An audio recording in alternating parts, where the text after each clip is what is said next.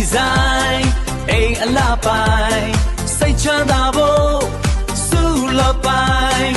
ဦးအောင်ဘိုးဘိုးရဲ့စီမံမှုအောင်ဝယ်စုလပိုင်းနဲ့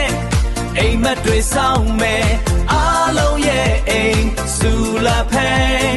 စိတ်ချမ်းသာဖို့စုလပိုင်းခင်မီဒီဇိုင်းအိမ်အလားပိုင်းစိတ်ချမ်းသာဖို့စုလပိုင်းဦးအောင်ဘိုးဘိုးရဲ့စီမံမှုအောင်ဝယ်စုလပိုင်းနဲ့